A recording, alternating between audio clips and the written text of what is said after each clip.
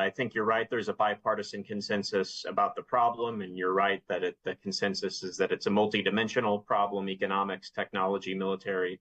And I also think you're right that even though we're taking steps, that we don't yet have a bipartisan strategy. And I think a good strategy starts with a clear goal. What are we trying to achieve? And this has been one of my hobbies in Washington the past few years, asking people, what is the goal of our China policy? And I can't get a clear answer from people. Some people say, well, it's avoiding war. And I say, okay, so China dominates the world and it becomes autocratic, but we avoid war. Is that success? They say no. Hell no. Others, that's terrible. No. God almighty, that's the worst. Yeah, that's the worst. Others have said, well, there's always competition. We're just always going to compete. I don't think that's the right answer either. No. I mean, Carthage and Rome aren't competing anymore. It's going to come to an end. How about we bankrupt them? I'm wishing they have a good old financial crisis. I don't wish them well at all. And that they don't have the oomph or the ability to threaten anybody.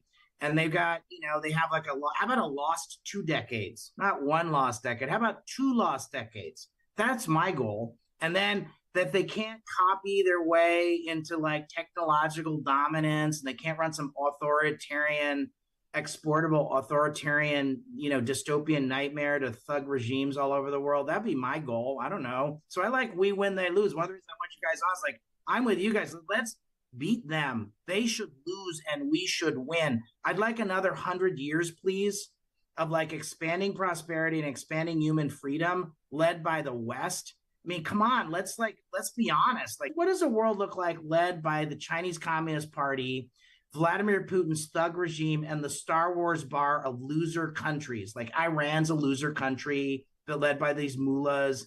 This thug regime in North Korea, this thug regime in Venezuela, this thug regime in Cuba and Nicaragua, all thug losers. This is the Star Wars bar of countries. Think about if they got to set the global rules of the game: economic stability, human rights, peace in our time, laws and rules of trade, etc. They don't want to just be like on par with us and have some duality, whatever. They want to be head dog, and they're and their loser friends want to set the rules of the game. And if you did a thought experiment and said what a horrible world that would be, you're like, I don't want that, right? But I don't think people kind of think through like what the game they're playing is. They're straight up making a play to not only run the world and set the world order, all the think tank terms we use, but if you thought through what that meant for us on a daily basis and our kids, you'd be appalled. It's disgusting. It's offensive. It's outrageous. Tell me I'm wrong, guys. No, I completely agree, Dan. I think out decades, what kind of world do we want to live in?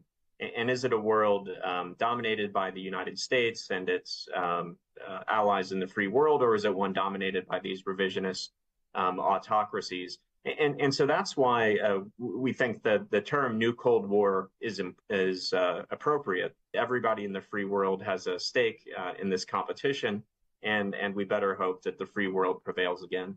是你开着车不走大路，你闯到人家家里去了，他不让人家走，他不让采取行动，这叫什么自由啊？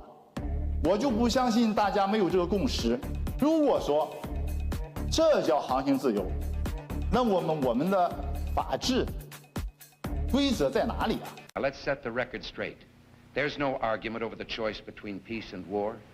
But there's only one guaranteed way you can have peace, and you can have it in the next second: surrender.